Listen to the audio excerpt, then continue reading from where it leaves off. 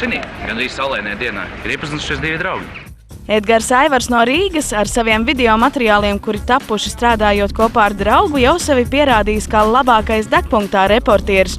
Un šobrīd viņš ir viens no pirmajiem Latvijas mobilajiem reportieriem, kurš nolēmis neklusēt par iespējams zagļu uzlidojumiem ierēbušiem cilvēkiem dzelzceļa stacijā Rīgā. Mēs ar draugu nofilmējam tādu situāciju, kad cilvēks piedzēries gāja, un viņam uzreiz pienāca izšķelīts un gribēja no viņa dabūt naudu, tā kā, lai viņš noņem no bankomāta.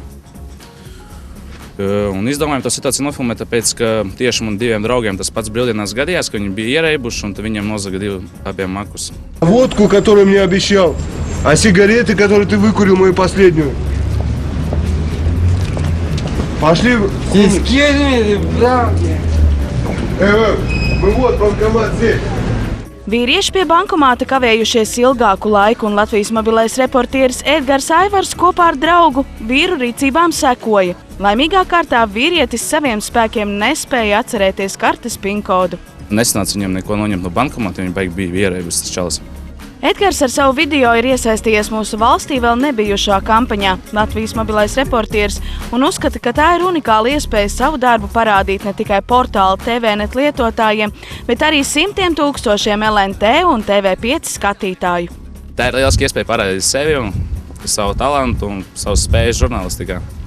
Ja arī tu vēlies kļūt par Latvijas mobilo reportieri, atceries, ka uzdevums ir pavisam vienkāršs. Ja esi aculiecinieks situācijai, par kuru būtu jāzina visiem, nofilmē to vai nofotografē un kopā ar aprakstu savu telefona numuru atsūti uz e-pasta adresi reportieris@lnt.lv. Tas ir lielisks veids, lai atklātu vairāk noziegumus, jo policija nevar būt visur klāt, un līdz ar to cilvēki filmēs un sūtīs tos video, un tā arī atklās tos visus noziegumus. Mēs aicinām iemūžināt ne tikai tās situācijas, kuras palīdzētu likumasargiem.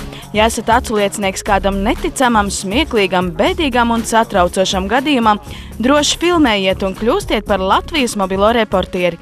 Sūtiet savus video Latvijas mobilajiem reportieriem un kļūstiet par to, kā mēs, Edgars Aivars, Artūrs Lepinskis, speciāli priekš degpunkta.